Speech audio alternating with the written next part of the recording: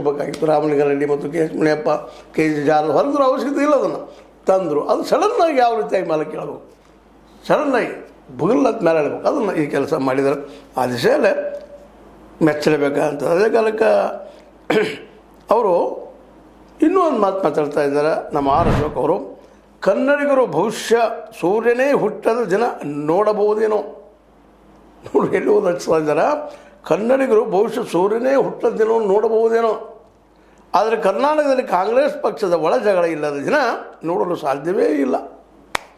ಸೂರ್ಯ ಒಂದೆರಡು ಏನೋ ವರ್ಷಕ್ಕೆ ಮಲಗ್ಬೋದು, ಮೂಡಿನ ಮರೀಲಿ ಹೋಗ್ಬೋದು, ಅದು ಇವ್ರು ಹಂಗಲ್ಲ, ಓಪನ್ ಬರೋವರ ಜಗಳವರಲ್ಲ. ಪ್ರತಿದಿನ ಇಲ್ಲಿವರು ನೋಡ್ತಾ ಇದ್ದು ಡಿ ಕೆ ಶಿ ಅವರು ಸಿ ಎಮ್ ಆಗೋ ತನಕ ಏನ್ರಿ ದಿನ ಅವ್ರು ದಿಲ್ಲಿಗೆ ಹೋಗೋದು ಬರೋದು, ದಿಲ್ಲಿಗೆ ಹೋಗೋದು ಬರೋದು ಅಂತೂ ಯಶಸ್ವಿ ಆದ್ರು. ಅವರು ಡಿ ಕೆ ಶಿವಕುಮಾರ್ ಅವರು ಒದ್ದಾದ್ರೂ ಬಾಗಿಲು ತೆಗೆದಿದ್ರು, ಪ್ರೂವ್ ಮಾಡಿದ್ರು, ಹೌದಪ್ಪ ನಾ ಗಟ್ಟಿಗದ್ರಿ ತೆಗೆದು ಬಿಟ್ಟೆ ಅಂತೇಳಿ. ಸ್ವತಂತ್ರವಾದ ಮೀಡಿಯಾಗೆ ಬೇಕಾಗಿರುವುದು ಸ್ವತಂತ್ರ ಧ್ವನಿ. ಆ ಸ್ವತಂತ್ರ ಧ್ವನಿ ಉಳಿಸಲು ನೀವು ಮಾಡಬೇಕಾದದ್ದು ಇಷ್ಟೇ. ಅದೇನಪ್ಪಾ ಅಂತಂತಂದ್ರೆ ನಿಮ್ಮ ಕೈಲಾದಷ್ಟು ಸಹಾಯ ಈ ಚಾನಲ್ಗೆ ಮಾಡಿ ಹಾಗೂ ನಿಮ್ಮ ಧ್ವನಿಯನ್ನು ಕಾಪಾಡಿಕೊಳ್ಳಿ. ಈಗ ಅದು ಮುಗಿದ ಮೇಲೆ ಇದು ಶುರುವಾಗಿದೆ ಹೊಸದು.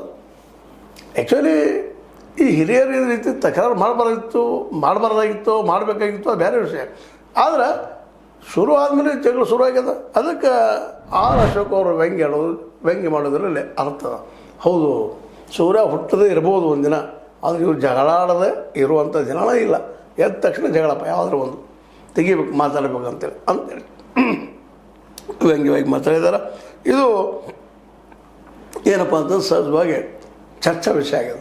ಇದರಿಂದಾಗಿ ಆಡಳಿತ ಮೇಲೆ ಹಿಡಿದು ಕಡಿಮೆ ಆಗ್ಲಿಕ್ಕತ್ತದ ರೀ, ಅಧಿಕಾರಿಗಳ ಮೇಲೆ ಹಿಡಿದು ಕಡಿಮೆ ಆಗ್ತದೆ, ಪಕ್ಷದ ಒಳಗಿನ ಕಾರಣದಿಂದಾಗಿ, ಮತ್ತು ಯಾರ ಮೇಲೂ ವಿಶ್ವಾಸ ಉಳಿಯೋದಿಲ್ಲ ಅನ್ನೋಂಥ ಮಾತನ್ನು ಮಾತಾಡ್ತಿದ್ದಾರೆ.